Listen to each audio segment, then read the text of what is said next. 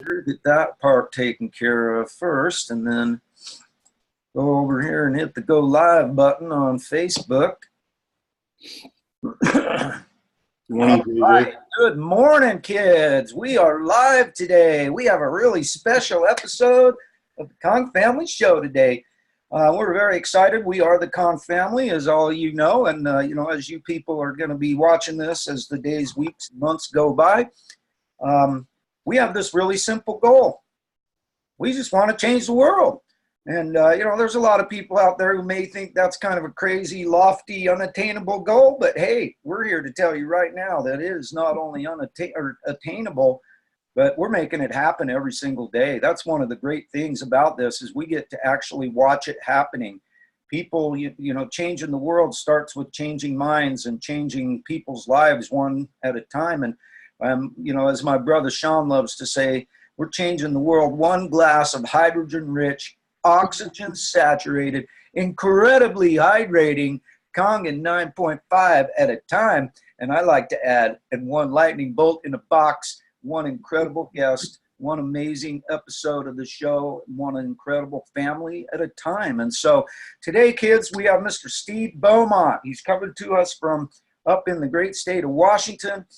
And what we're going to talk about today is restaurants, you know, because this is kind of a little bit of a peeve of mine. You know, as you guys know, I have all kinds of little pet peeves about things. Some of them are important, some of them not so much. But ever since I started drinking KONGen water, I can't really stand eating out at restaurants anymore. Even some of my favorite places to eat, I don't like going and eating there anymore because I happen to know for a fact that I'm eating tainted tomatoes, tainted cucumbers, tainted lettuce, tainted everything, you know, and I just have such a hard time now with it. Oh, look at here, kids. Here's my sweetheart.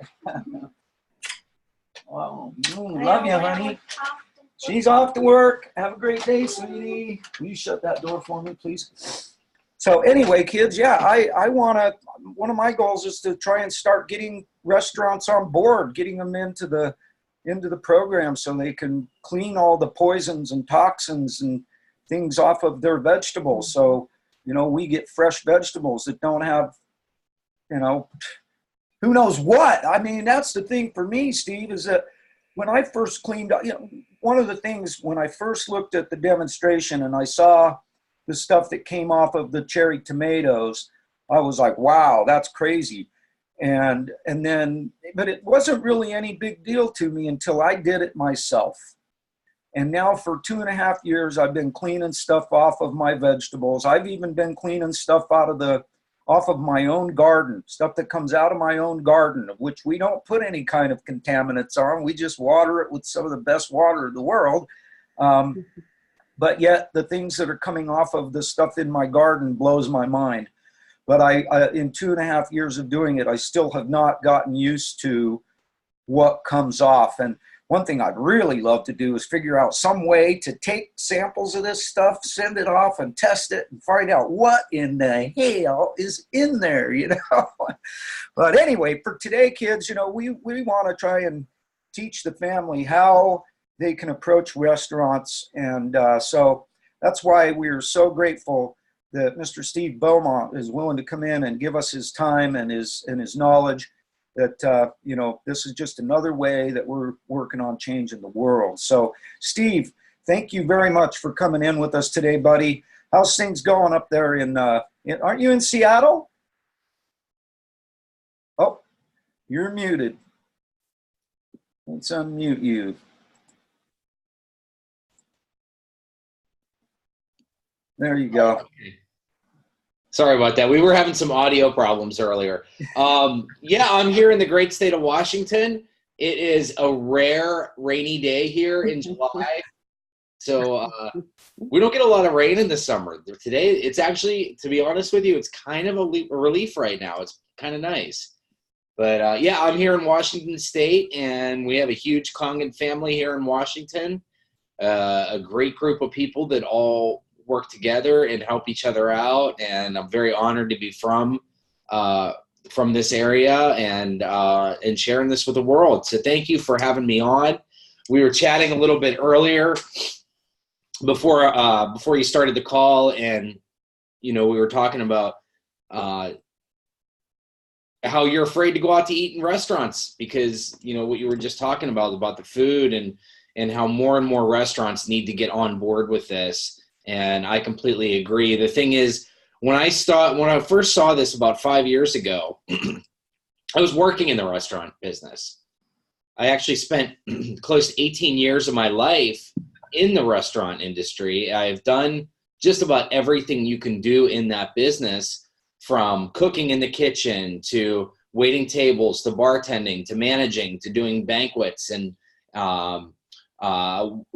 sommelier. I did that for a few years. So I've worked in a lot of different departments, and I've seen the industry as a whole for so long. And when I saw this technology for the first time, the first thought that I had, other than, wow, I really need to get one of these machines because now I know why I'm sleeping better, my next thought was, wow, restaurants can really benefit from this.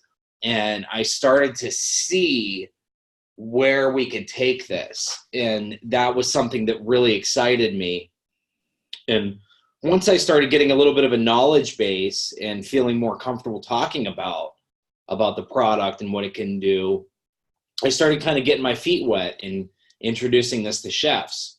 Because obviously over the years, I've built a lot of relationships with chefs and restaurateurs and restaurant managers, where I've been able to start talking about this a little bit. And that's more or less how I got started into this whole deal of trying to share this with restaurants. And since then, I've made a couple videos that have kind of gone viral on YouTube and on social media. And it was really cool because at the convention in San Diego a few weeks ago, I had several people come up to me and say, "Hey, you're that guy from the restaurant video." So it's kind of been something that's gotten my name out there, which is a good thing. But I think it's really cool how people are using those videos, because that's exactly why I put them out there. I put them out there for everyone. It wasn't just, hey, look what I'm doing. It's hey, this is something that you can do. This is where we need to start focusing on putting this technology, because it impacts everyone. Makes a ripple effect. So really exciting stuff. Mute myself here. Yeah, I'm really excited about the prospect of learning how to approach restaurateurs. Like with my buddy George, he's spending $150 a month on chemical degreasers. And that's a lot of money. I was telling him, George, if you invest in Kong, once it's paid off, then your degreaser is virtually free for the rest of the time that you're doing this, And so it seems like such a no-brainer to me. But of course, having Kong is a no-brainer to me all the way around, whether it's for people or for restaurants or anybody else. Quite frankly, it's an absolute no-brainer to me. But obviously, that's not the case with a lot of people. It did take you 6 months. It did take you 6 months. So, hey, we got to look at it as we got to walk before we run. Yeah, exactly. I was a skeptic, and I thought it was the stupidest thing on the planet for about 6 months. And so, yeah, I have to admit that was the way I was. But having some sort of a understanding of the best way to go about talking to restaurants would be quite helpful, not only to myself, but I'm sure it'd be quite helpful to the rest of the family. And so, yeah, Steve, anything that you can add that can help us out? I know for me personally, one of the problems that I've ran into that I'm not sure how to solve at this point is I've got a restaurateur who wants to know the technical aspects as to how he can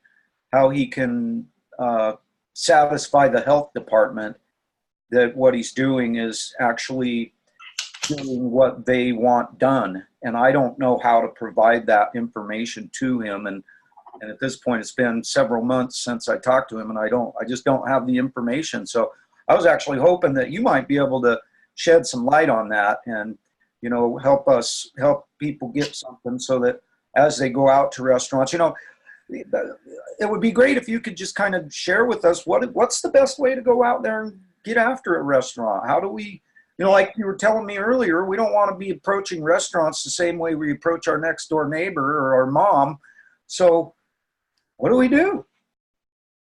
So thank you. I appreciate the question, and I'm going to answer it in two parts. First, I'm going to answer the question that you just asked, which is more or less talking about the approach, and then I'm going to address the health department. So, like I said, you know, we don't want to be out marketing this the same way to our next door neighbor that we would to a restaurant. And I think what a lot of distributors out there are doing is, you know, they're approaching restaurants the wrong way. They're kind of doing it backwards. I think most people are trying to lead with the water, specifically the drinking water, when they're talking to restaurants and, you know, more or less trying to convince them that this water is better than what they're serving. They could sell it. They could do this. They could have healthier guests. And I'm going to tell you from my experience and from what I know about the restaurant business, unless it is an extremely health-conscious restaurant, that their number one focus is the health of their product and you know, healthy customers, and they're really natural or purists as far as the health of their food, you're probably not going to get very far with the drinking water. What restaurateurs and chefs specifically are interested in, and I don't care who you are, their primary objective is ROI, return on investment, making a profit. Food cost is king in the restaurant business, and most people don't understand what food cost is. So I'll explain it in the simplest way possible. A hamburger costs you $2.50 to make, so you sell it for $10. Your food cost is 25%. Does that make sense? That's a really good food cost, by the way, for the restaurant business. The average restaurant wants to be around, now everyone's different, but you want to be around 25-30%, unless you're a steakhouse. A high-end steakhouse is going to be on the higher end, probably around 40% for food costs, because obviously they have a much higher product. But food cost is the most important thing for chefs, because that's how they determine their price point. It's how they determine what kind of profit they're going to make. So anything that they can do to bring food costs down is going to be very, very important. So some ways that we can reduce food costs for a chef or a restaurateur is, one thing, reduce waste, okay? So reducing waste, not throwing as much produce away, that lettuce that turns brown after a few days because you've soaked it in tap water isn't going to get thrown away for 2 weeks when it's washed in 11.5, because it's not oxidizing, it doesn't have all those chemicals on it, and it's going to last much, much, much longer and stay fresher and provide a better, cleaner, healthier tasting product for their customers. So that's going to be something that's very, very helpful.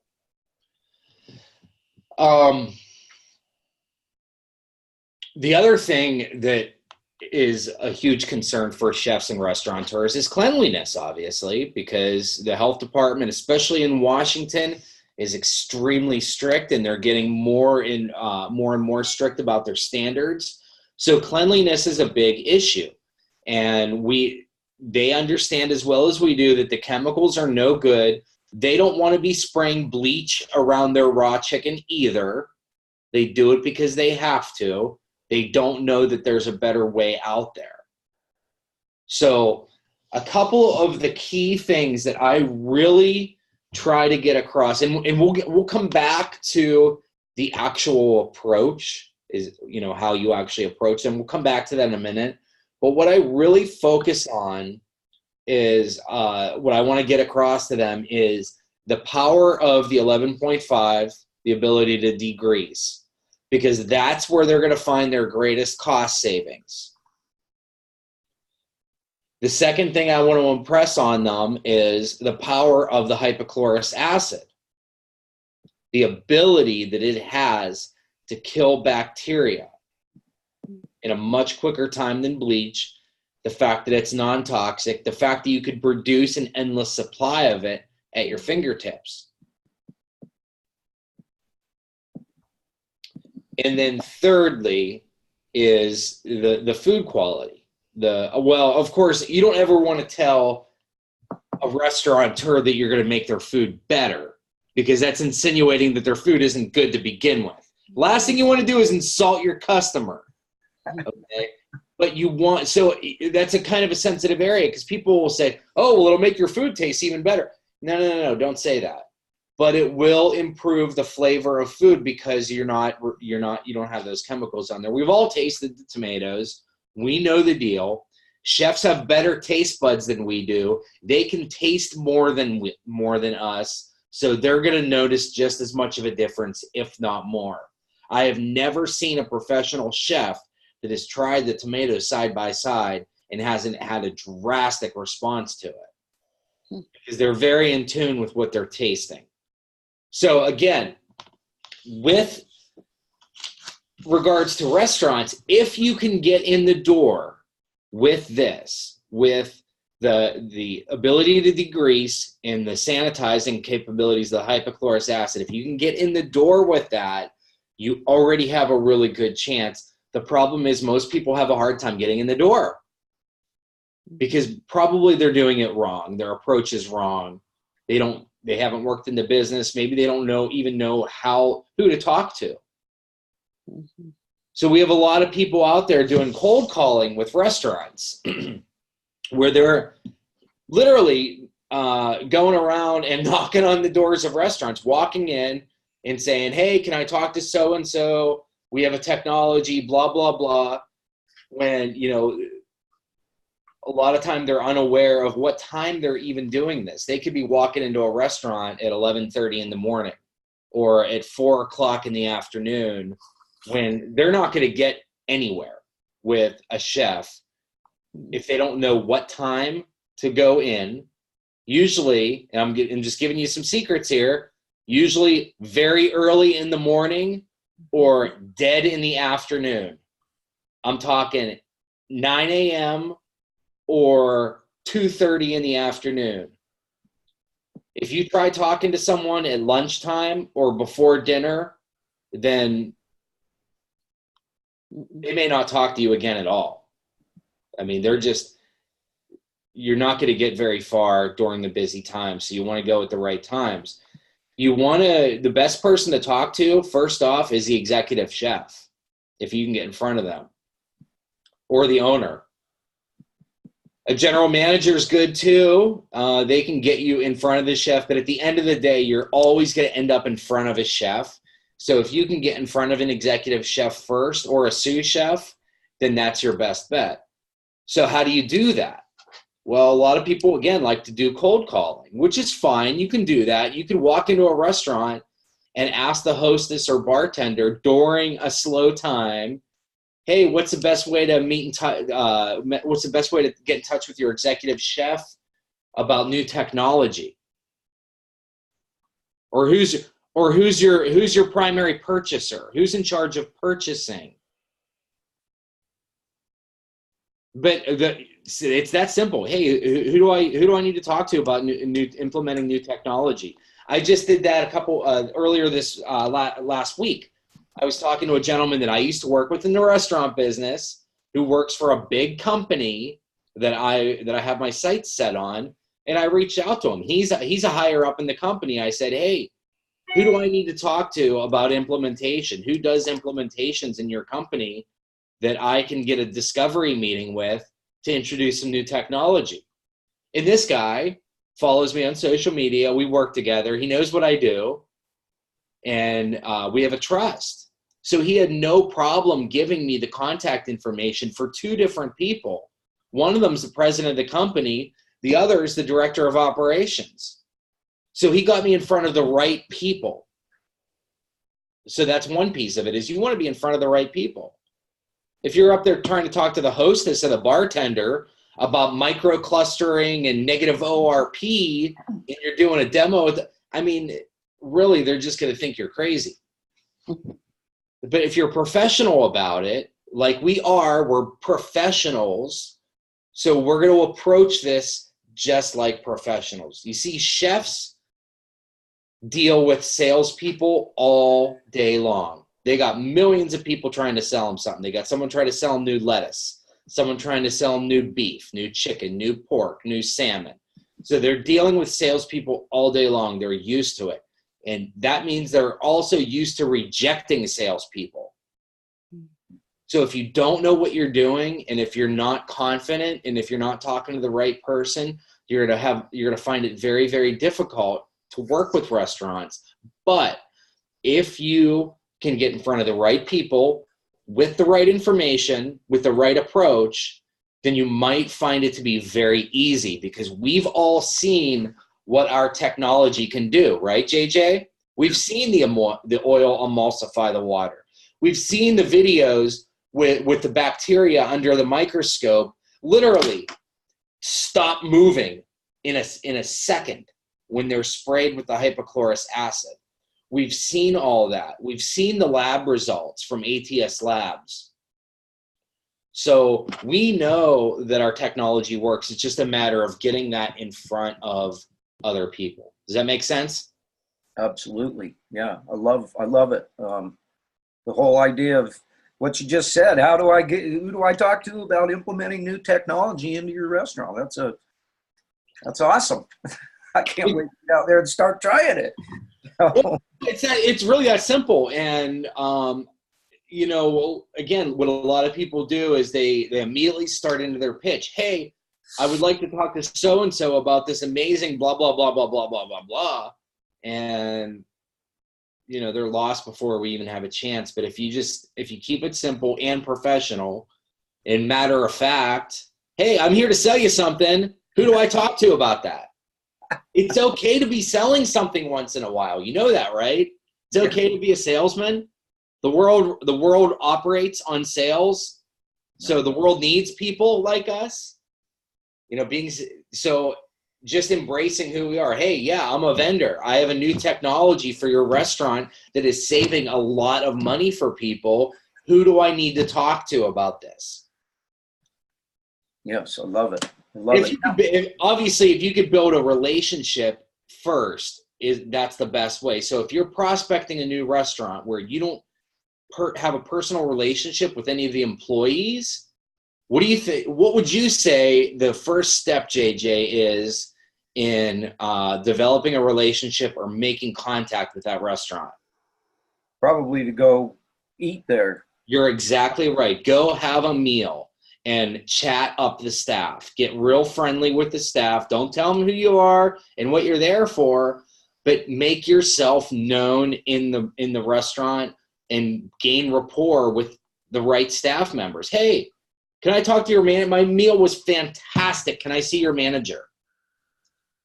And bring the manager over and give them a glowing compliment on the meal, on the service, on the atmosphere, on the whole experience, and start building rapport. And then go back again next week and do the same thing.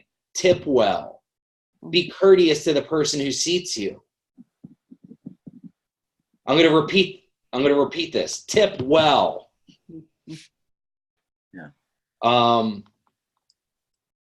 And compliment the chef if you have the option to do that. Hey, I'd love to pay my compliments to the chef when they come out. Hey, I'm JJ. I just wanted to let you know I eat at a lot of restaurants. In fact, I work with a lot of different restaurants in my business. I just wanted to let you know that this meal was top notch. And I appreciate what you guys are doing. And I'm going to be back again real soon. And I would love to talk with you more. That's it. Yeah. And then you've opened that door. And then from there, you can, on your timing, however you feel that the right timing is to progress down the line. But yeah, just get in there, have a meal, make contact with some people, and make new friends. It's the best thing I can say. Yeah. I guess it's probably worth it to do that. I mean, one of my problems is I I guess I could go ahead and do it, but I hate eating. Just the idea of going to these restaurants and eating this tainted food. It's a hard thing to deal with, but hey, it's probably worth it. I mean, especially since how I'm drinking KONGen water, whatever gook I'm eating, my KONGen water's up and flush it out of my body. So I'm going to be all right in that department. But it's just, I have this weird stigma now about eating things that haven't been cleaned off in KONGen water. And it's kind of crazy, but yeah, if I really want to be able to get into restaurants, that's a great thing. And that's definitely what I'm going to do. Because there are a lot of good restaurants out there that I do like eating at, that I always ate at before. But, so Steve, my next question for you that I'd really love to, get kind of an idea, because after all, we're trying to put together a little bit of a protocol that people can follow and utilize. And so when you do get that opportunity when you go in, you've done your eating there, you've complimented them, you've developed that rapport, and you finally get the opportunity to go show them something, what do you do?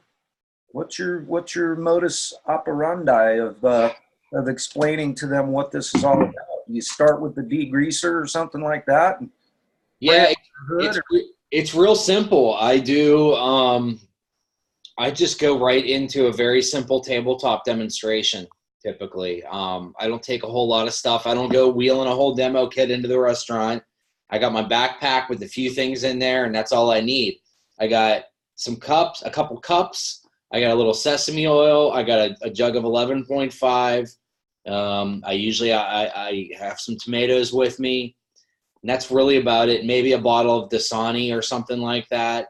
And that's about it. And I just more or less go in there and I just give them a real brief explanation on what the technology is, where it comes from, how long it's been around, how it's been used, primarily in commercial uses, restaurants, hospitals, hotels, various places around the world.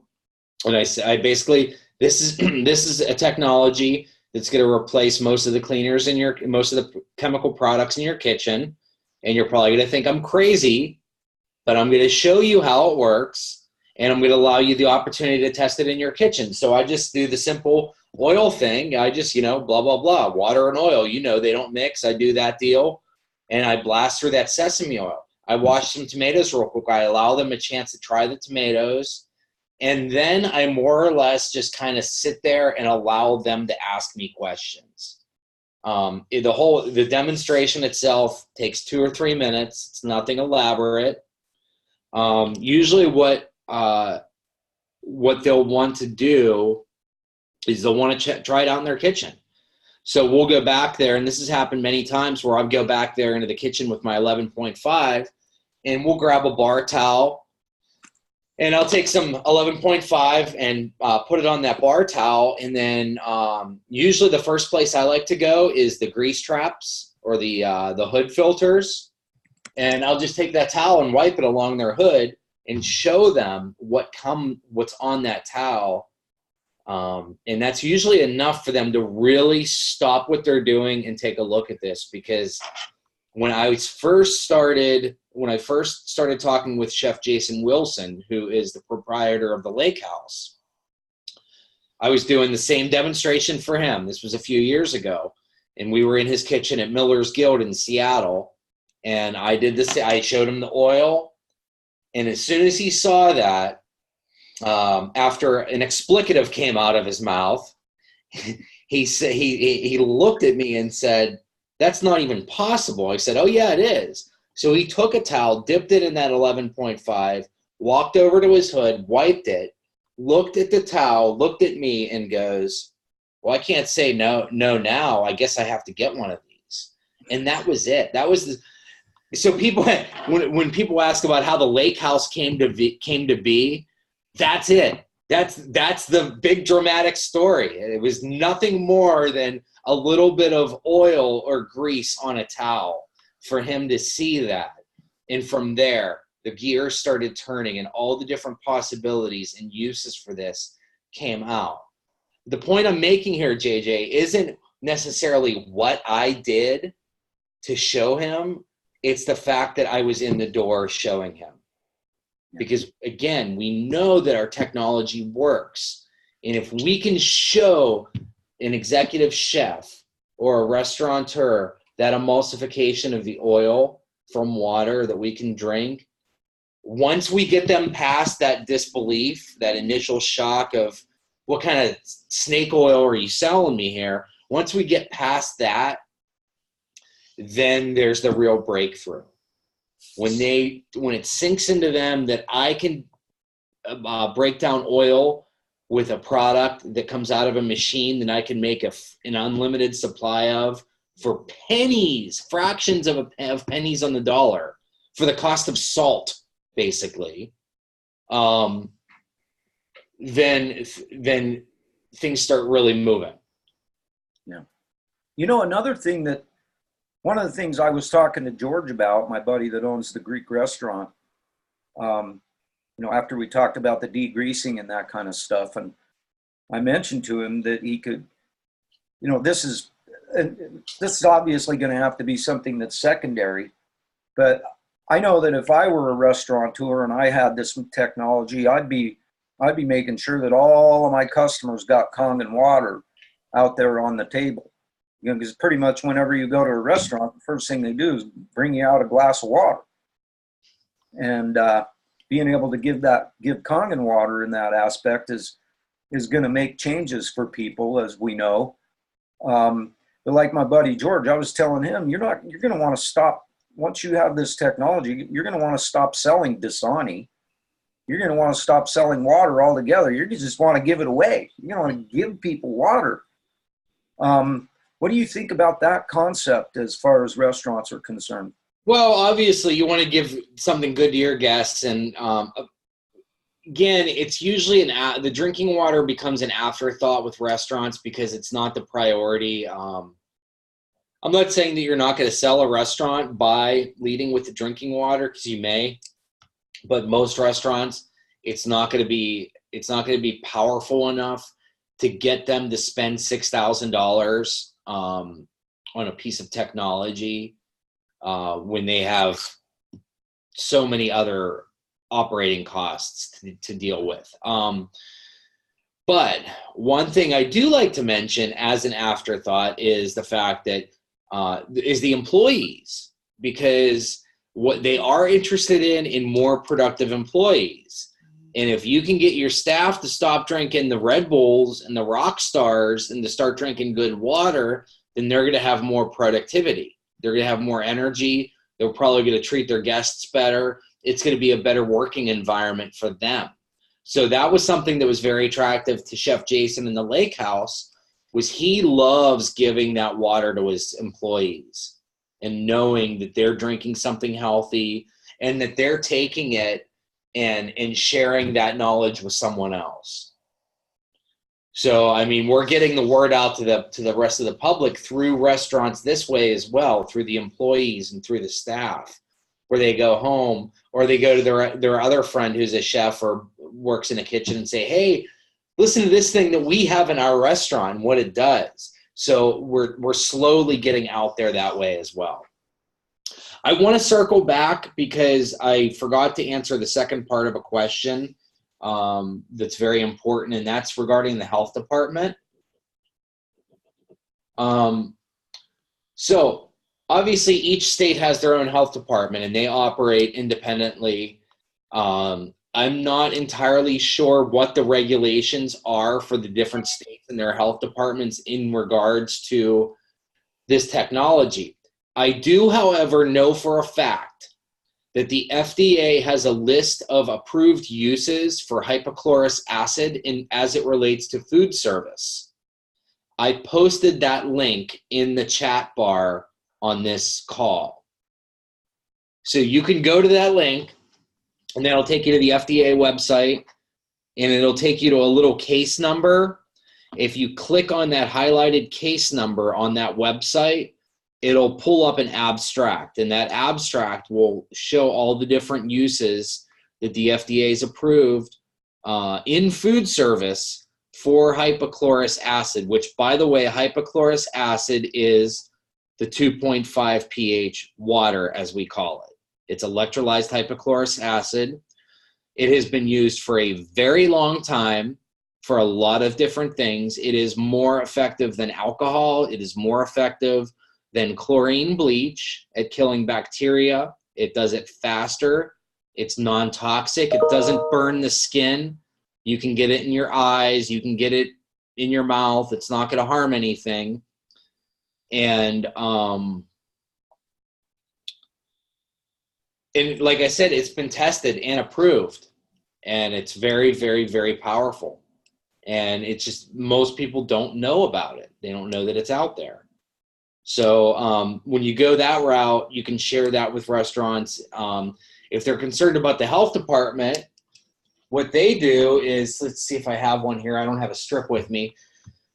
The health department typically, at least the restaurants here in Washington that I know of, they just walk through the kitchen with a little chlorine test strip, and they stick that strip in these red buckets that are supposed to be spread throughout the kitchen every maybe 30 feet or so, these red sanitizer buckets that have a bleach and water solution in them. They stick the test strip in there, and if it turns the right color, yellow, meaning there's chlorine in it or bleach in it, then they're satisfied. So the hypochlorous acid that's produced by our technology is a form of non-toxic chlorine bleach. So the strip does turn the right color. So, and I've seen that. I've seen them test it. It'll come out the same color as their normal chlorine bleach does, and they're satisfied. Now, I am working with some higher ups at the health department here in Washington to try to get our devices specifically approved to the point where if there is an Enagic Super SD 501 in a restaurant kitchen, then they're in full compliance with the health department right away. So that they don't have to go through, some of the stuff that they're going through now.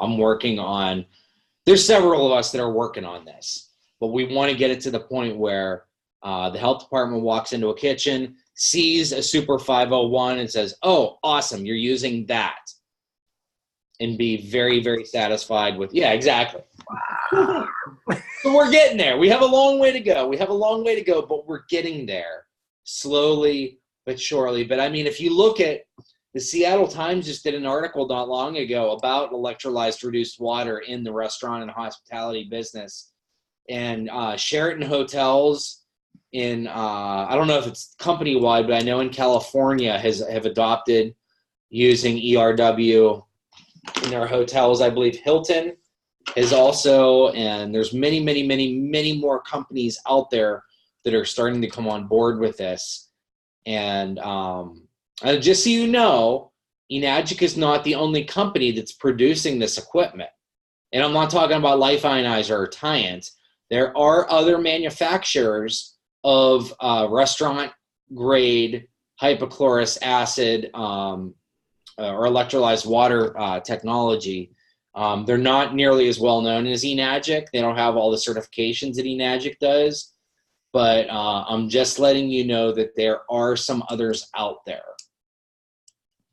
And what do those other companies make? Do they make just a machine that makes like 11.5 and 2.5, or? Basically, yeah. They're designed to make hypochlorous acid and sodium hydroxide, which is, hypochlorous acid is the 2.5. Sodium hydroxide is the 11.5. That's what these machines are designed to make. They cost a whole lot more money than our Enagic products cost. And I'm not sure about the operation of them, but they're just know that there are other companies that know about this that are starting to produce equipment for it. So I guess time is of the essence. We want to really spend the next couple years getting this out to as many places as we possibly can, and just starting that ripple effect of getting the word out. Because John, I like you. I want to go out to eat and know that I'm eating something good. I mean, go to the most expensive restaurant in downtown Seattle and you order a salad, and it's the same pesticide salad that you're getting at McDonald's. You know what I mean? That you're paying $20 for one salad and the other one $3.99 for. So we want everyone to step their game up. Yes. Amen, brother. Amen. So real quick before we move on, does anybody have a question? Anything that has come to your brain cell from listening to what Steve has to say here this morning? I'm curious. I was given a food facility FDA registration thing with a number on it. Does that carry any weight, Steve? Have you ever used that? Is that something that is a universal deal, like you were talking state to state? The FDA being more of a federal deal. I mean, because I pulled it up. I have it here, but it's just blank. It just says FDA food facility registration number. Okay, so Sean, if you click on that there should be a little highlighted number, maybe 5 or 6 or 7 digits. If you click on that, it'll pull up the abstract with all the data.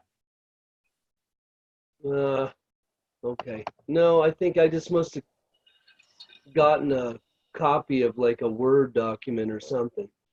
But yeah, it's got like a 12-digit number on it. I'll take a look at that. Actually, let me see if I can pull it up here right now. In the meantime, yeah. We all know that the FDA.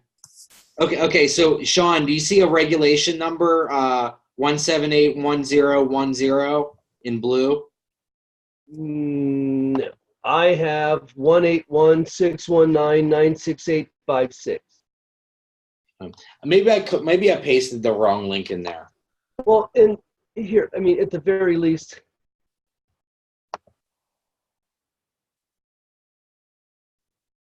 this is the one that I have. Oops. That's the one that I have. Oh. And I don't know what it means. It's kind of been, someone posted it a while back. I think I might have just saved the link. And I can send this to anybody, but I'm curious because there's such a protocol and a bureaucracy about it all. I mean, I'm wondering to what degree, if at all, this carries any weight in the essence of communicating to people in the restaurant business. So Steve, do you have that thing on your computer? Any chance you might share your screen and bring it up? Down on the bottom, there's a share screen button. If you just hit that like Sean just did, you can share your screen with us. Okay, you guys see my screen here? Yes, sir. Yes, sir. Gorgeous shadows. Oops. Okay, nice. There you go. Ooh, I want to get that Seattle Times article.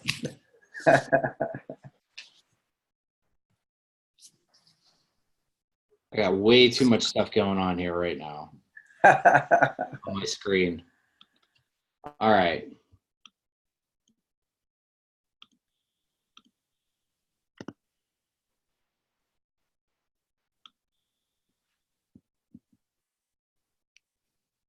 Bless your heart for sharing this with us, brother. Yeah. All right. So you guys see this? I see. Yes, sir. First, let me show you what this is a screen it takes you to. This is the link I copied and pasted into the chat bar. Oh, of the Facebook Live? No. Of this meeting. There's a link in the chat bar. So if you click on this regulation number, then it takes you to this.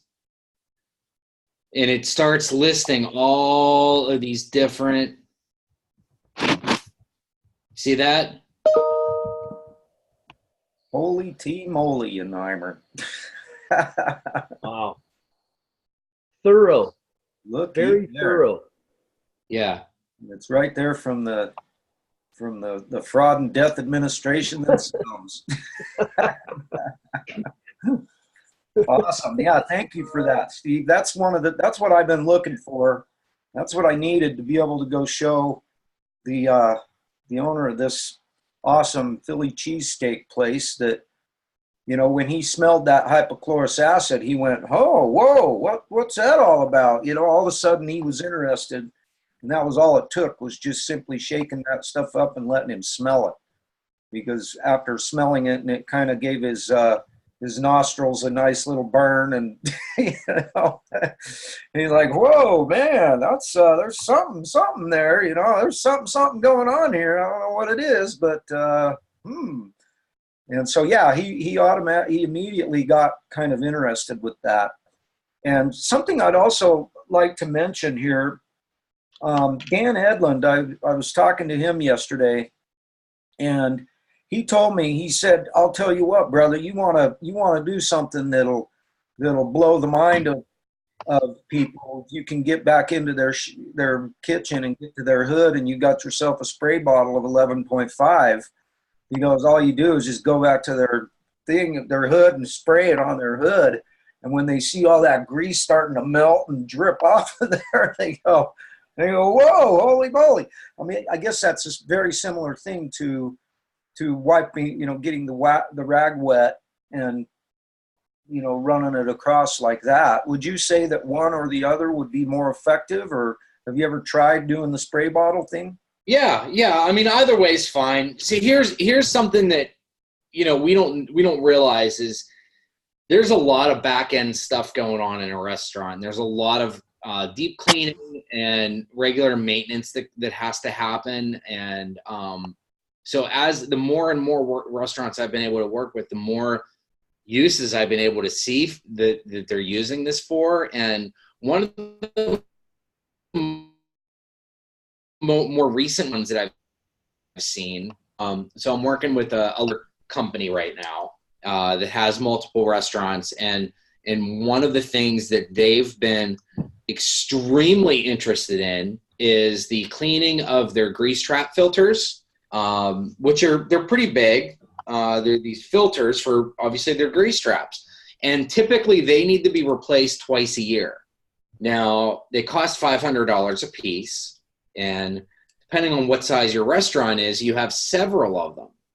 You know, an average restaurant may use 6 or 8 of them. If you're changing those twice a year at $500 a piece, what if I can get you to reduce that to only changing them once a year or once every 18 months? So there's your $6,000 return on investment right there. So it's just knowing the things that the various things that they can use it for, and being able to suggest those things that you really only get from experience. So how do those big grease traps, how do they go about, do they just run a big thing of water, big old vat of water, and stick it in there for a bit, or what do they do? How do they actually clean them? The company that I'm talking with right now, what they're currently doing is they're using an industrial solvent. It's a degreaser, and it costs about $1,500. And they use a lot of it, and they have to buy it pretty often. So that's what they're soaking them in. And you know, we're just trying to show people a better way. So I would imagine they already have some sort of a method to their madness of however they use this chemical degreaser.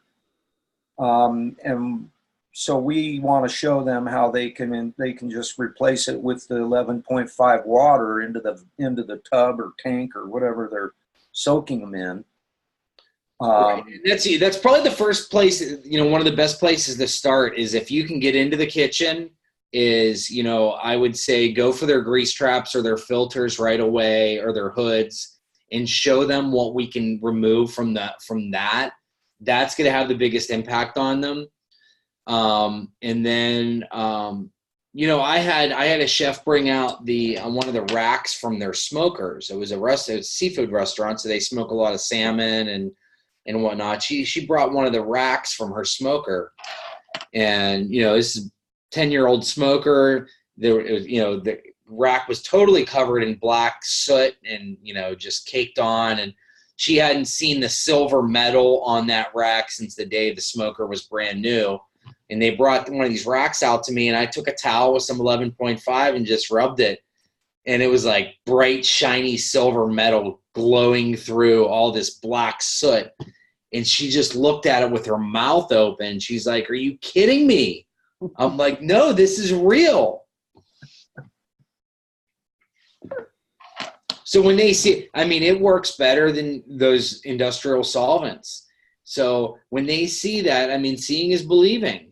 And so their mind, again, will start to turn with all these different uses, you know, cleaning their floors and reducing L&I claims. You know, one L&I claim is 4 or 5 or 10 times more expensive than one of our machines. What's an L&I claim? Somebody falls and gets hurt.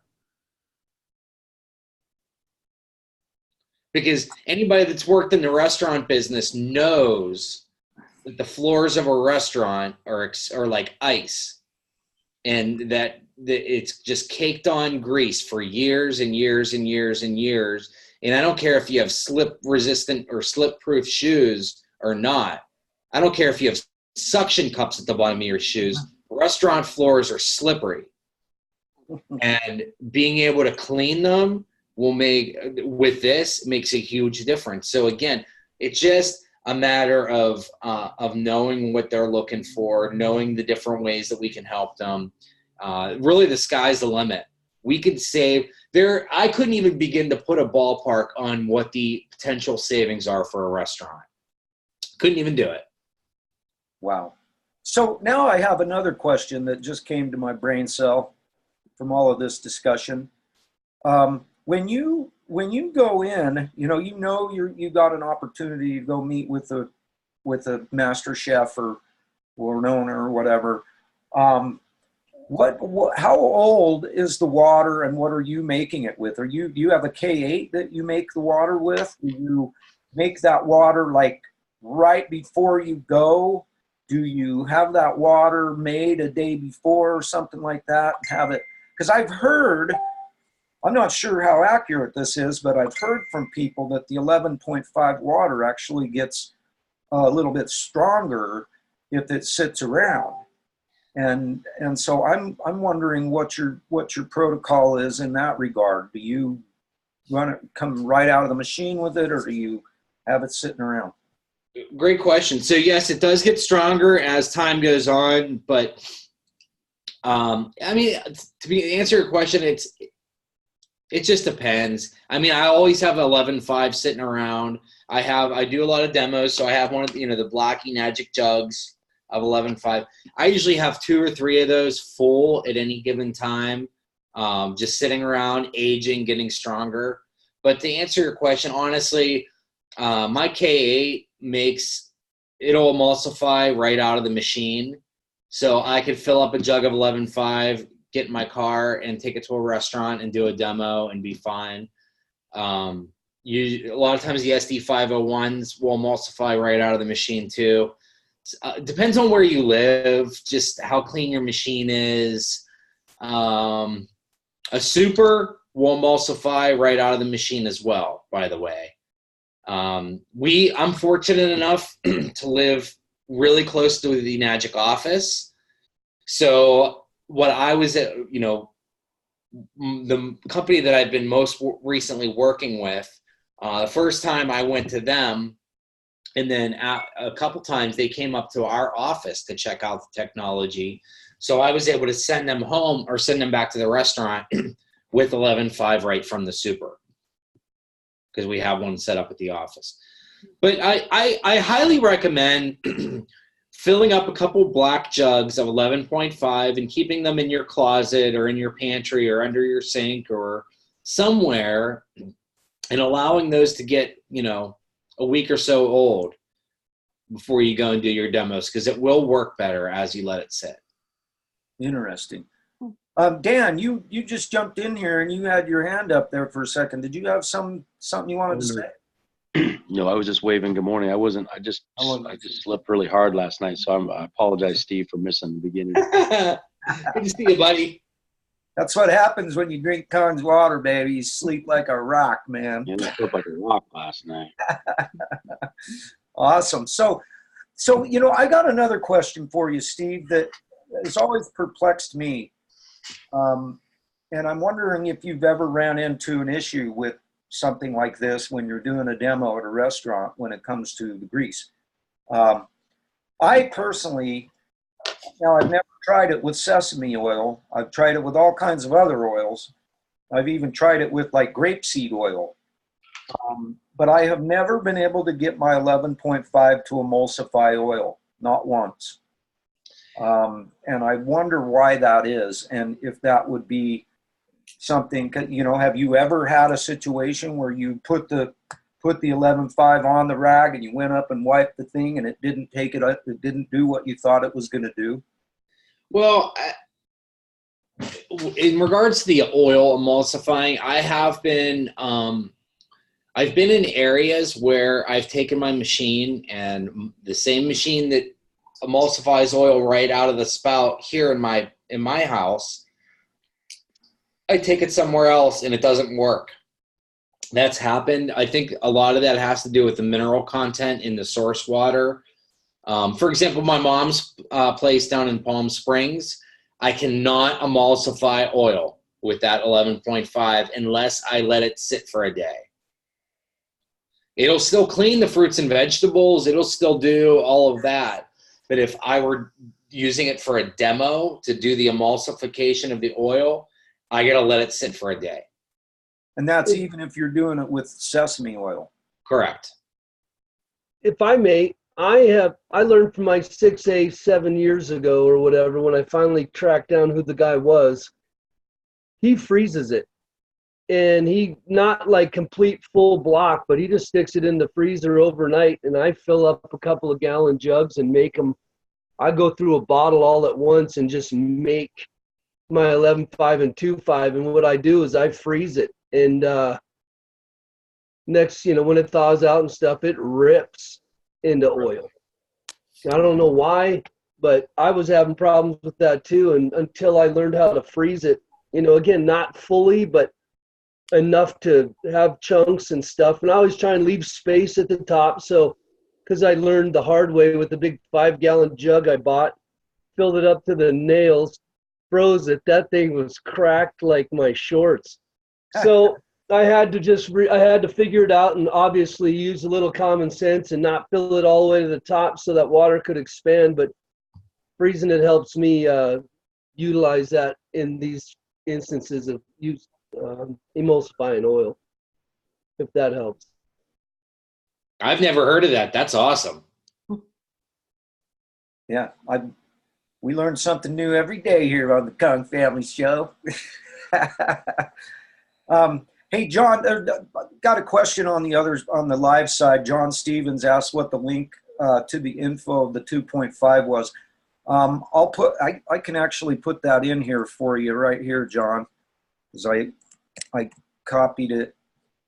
Well, there it goes. Yeah, there's the link. And so there you go, John. That's the link to the 2.5 info. There we go. I think that should get it to you. So yeah, that's an interesting thing to do. And you know, that's the one thing I wanted to try and learn a little bit about, because just the idea of going in and you know, getting the opportunity to show somebody something and then having it like not do what I'm expecting it to do. Because I did have that happen with one of my good friends who lives about 15 minutes away from me. He bought a K8. And I told him, yeah, get some veggies, get some tomatoes or something, you know, get some apples. And when I come up and hook your machine up, I'll show you. I'll clean off these tomatoes. And heck, I ran the water out of his machine. It was nice and slippery. just super, super slippery. And the 2.5 was really stinky. And yet it would not clean anything off of these tomatoes, nothing. It's literally tomatoes and apples sat in this water for literally about an hour because I was on the phone with the Nagic going, what's wrong with this machine? You know, I spent like a half an hour on the phone with the Nagic technical support trying to figure out why in the heck nothing was coming off of these tomatoes. And no matter what I did, I could not get the anything to come off of these tomatoes, and I was so perplexed by it. I actually took his machine and those tomatoes, those very tomatoes and those very two apples, I boxed them up and I took his machine and I brought it down here to my house. I hooked it up to my water and it immediately cleaned the garbage off of those tomatoes and those apples. And I had to take pictures of it and show him because I wanted him to know that there was nothing wrong with his machine. It had something to do with the source water. Source water, yeah. And I didn't know that beforehand, which I guess it was a good lesson to learn, and I'm glad I learned it on a good friend of mine, so it didn't end up costing me, you know, a sale or anything. He did like, send this piece of crap back. It doesn't do what it's supposed to do.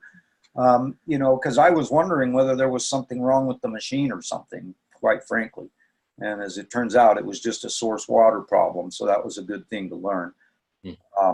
But yeah, I guess the reason I'm asking these questions is because my biggest nightmare is to work hard and get the opportunity to go meet with somebody and then have it not do what it's supposed to do. You know, I need to make sure that I've got it the right way, that I've got the water at its most powerful state.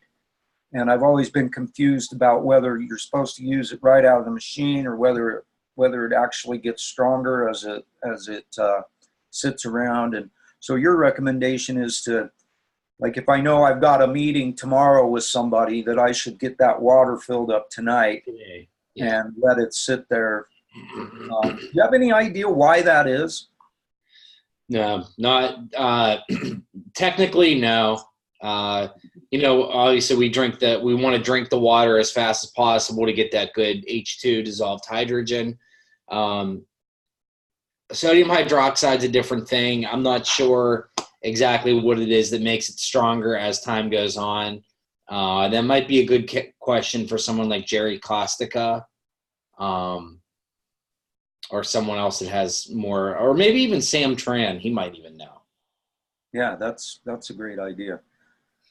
Well, heck, man, what an awesome show today, buddy. Thank you so much for coming in and sharing your expertise in this particular field with us, because, you know, I think this is going to be powerful. I know it is going to be for me, because this is one of my things. I really want to get restaurants using this water, because I know for a fact that it's going to make a big difference in their restaurants. And I know when we had Janine Janicelli on the show, she mentioned that she was talking about all the things she's seen from a business standpoint. She wasn't willing to share any kind of health stories, but she shared all kinds of success stories. And one of her stories was, I've seen restaurants that were on the verge of collapse that implemented this technology in their restaurant, and it literally changed their clientele. And now their restaurant is absolutely exploding with business. It's amazing. And I thought, you know, when I was talking to my buddy George, I was telling him, dude, man, this is going to give you an edge. This is an edge that's going to explode your business, because, you know, once we know of a restaurant that's out there that has KONGen water, we're all going to be telling everybody about it and spreading the word about this restaurant. That's, you know, you're going to want to advertise on your restaurant that, hey, proudly serving and utilizing KONGen water, and that kind of thing, to let people, you know, and people who know what it is, and especially as time goes by, those people are going to be frequenting your restaurant, because your restaurant right here is serving KONGen water and this restaurant right here is not. Where are you going to go? I know where I'm going. And so, yeah. Anybody else have any other questions that have been spurred into your old brain cell about, you know, what we've talked about before we before we move on to the rest of our day, let me look through here to see if anybody here on the live side has any questions that I missed. No, just a bunch of thank yous and. I just wanted to give a quick shout out, JJ. It was awesome to see you and Sean in San Diego and get to hang out with you guys and hang out on the beach, and it was just a great time. So really cool to hang out in person, and that's good. That's the first of many. Nice. Yeah, No, yeah. I hear that. Listen, I'm getting out your guys' way. I've got some former classmates and stuff that are out in that neck of the woods. I got to come invade your guys' castle and, yeah, come in bells of flipping and balls of rolling, dude, because you guys are awesome, and I'm excited as hell. You guys got such a solid, stellar crew out there. And, yeah, makes for a preparation of a road trip out to Seattle is imminent. I would love that. We get to go out, have a good time, maybe catch an 80s party somewhere. I got the gold pants. I got the gold pants still. Yeah. Stop. Hammer time. Yeah, I tell you what, though, you might have had the best costume of the night, man, rolling in looking like MC Hammer. I'm telling you, man. And with the handle like Stevie B, you just can't go wrong with that one. Yeah, no, appreciate it, brother. Great show. Appreciate your insight and your knowledge about this whole dimension of things. It's definitely going to give any of us out there trying to do what we're doing with restaurant-wise, it's going to give us a leg up. And so hats off to you, and continued blessings and success out there, my friend. Thank you, Sean. Yeah, buddy, Steve, I'll tell you what, man, getting to meet you guys was for me personally the highlight of the trip, was getting to meet you and Liz and Dan, and you know, that was just a gift, and thank you so much. I mean, that was so awesome when you guys showed up on the beach that day and we got to hang out there. You know, that was just literally the highlight of the whole weekend for me. And, you know, I just love you guys so much. I appreciate all the work you guys are doing and all the gracious help that you're giving us and, you know, the family in general. I know that this stuff is going to help a lot of people. And that's kind of one of the things that has gotten me so excited about what I'm doing now and helping me understand that I'm on the right track. I've got the right thing at the right time. And all I got to do is just keep on keeping on. Like Dan says, the only way you can fail at this is by quitting. And that's not my style. And this is so dang special, and the people are so special. I've literally never been involved with a company before where so many people are willing to reach out and help people that are not in their downlines, that are not part of, you know, as Sean and I always say, we're not on the same squad, but we're in the same league. And, you know, so it's really refreshing and humbling, and, you know, it's just, I'm so grateful to be here and have this platform to be able to work with people like you. And like Sean said, I can't wait. We got to get up there and get up there to your neck of the woods. I want to go back to Washington. I haven't been up there for a long time. I spent some really wonderful years in my youth, from 3rd, 4th, and 5th grade lived in Othello, Washington. That's where I learned to wrestle.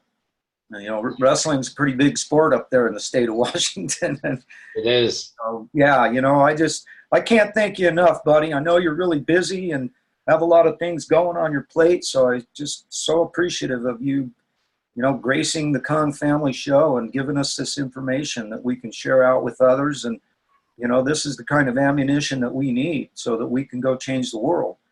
And so, yeah, that's it, you guys. We are the Kong Family. We are changing the world.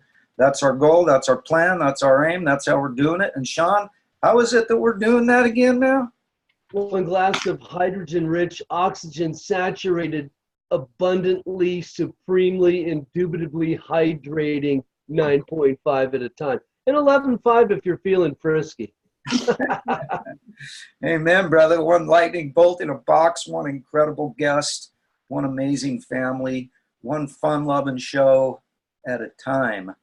We are changing the world. So once again, Steve, thank you so much for your time. Thank you for coming in here. Thanks to everybody that's out there on the live side. Thank you. you, Zan and Alan, for coming in. And yeah, we love you guys. And remember, as usual, do not forget your hugs, kids. Do not forget your hugs and your HooDeeeHooooo. Rod guard getting greasy. Attaboy. Love you guys so much. Get out there, change the world, starting with your own. And make it a great day. I'll do my part. Thank you, Sean. Thank you, everybody. Have a great day. God bless you. Call me or text if you need anything or have any questions. Giddy up, my man. Word. One love. Bye for now, kids. Make it a great one. Bye.